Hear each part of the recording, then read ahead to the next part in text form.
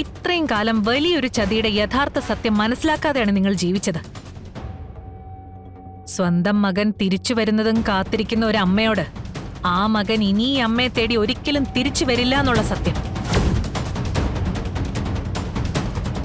അതറിയിക്കാൻ തന്നെയാ ഞാൻ ഈ വന്നിരിക്കുന്നേ. കൊള്ളാം, പുതിയ നുണയും കൊണ്ട് വന്നിരിക്കുകയാണല്ലേ. ഞാൻ പറഞ്ഞാൽ നിങ്ങളാരും വിശ്വസിക്കില്ലെന്ന് എനിക്കറിയാം. അതുകൊണ്ട് ഞാൻ പറയുന്നതിനെല്ലാം വ്യക്തമായിട്ടുള്ള തെളിവും കൊണ്ടാ ഞാൻ വന്നിരിക്കുന്നത്.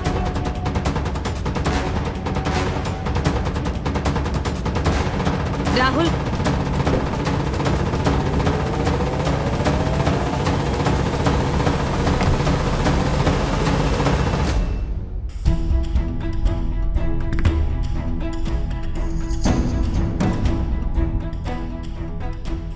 പറ രാഹുൽ, നിങ്ങൾക്കറിയാവുന്ന എല്ലാ കാര്യങ്ങളും പറ.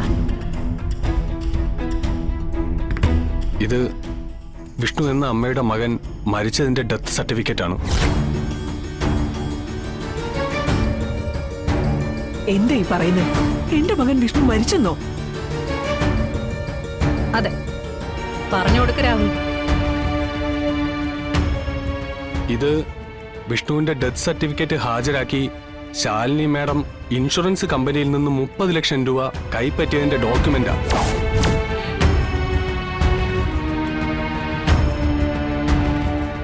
എന്തൊക്കെയാ പറയുന്നത്? നിങ്ങൾ എന്തിനാ ഈ കള്ളം പറയുന്നത്? എന്റെ മകൻ മരിച്ചിട്ടില്ല. അവനെവിടെ ജീവിച്ചിരിപ്പുണ്ട്. ഒരിടത്തും ജീവിച്ചിരിപ്പില്ല. കളക്ടർ മരുമകൾ ഇതിൽ നന്നായി പണിയെടുത്തു. അതിനുള്ള ഫലം അവക്ക് കിട്ടുകയും ചെയ്തു. 30 ലക്ഷം രൂപ. വിഷ്ണുവിന്റെ ഇൻഷുറൻസ് മുടങ്ങിയെന്നും പറഞ്ഞുകൊണ്ടുള്ള പേപ്പറാ. കുടുംബവും വേണ്ട, കുട്ടികളും വേണ്ടെന്നൊക്കെ പറഞ്ഞ് നടക്കുന്നവനൊക്കെ ഇൻഷുറൻസിന്റെ പണമൊക്കെ അടയ്ക്കൂ. മോൾ അതെന്താണെന്ന് വെച്ചാ ചെയ്യേ.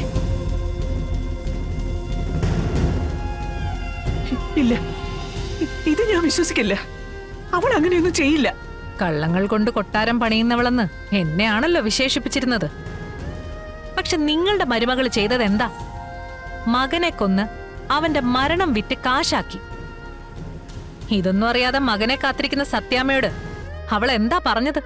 മകൻ വരും, ഉടനെ വരും എന്നല്ലേ? സത്യാമ്മേ, ഇത് ഡെത്ത് സർട്ടിഫിക്കറ്റ്.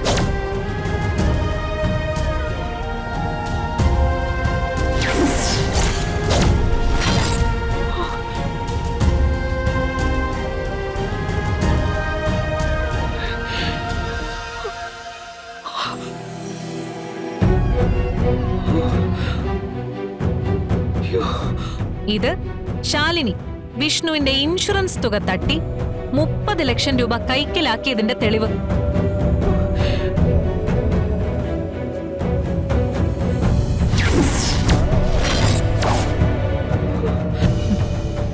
അവസാനമായിട്ട് ആ ബോഡി പോലെ നിങ്ങളെ കാണിച്ചില്ലല്ലോ. സത്യമാണ് സത്യാമ്മേ, അവൻ മരിച്ചു. സത്യാമ്മയുടെ മകൻ വിഷ്ണു മരിച്ചു.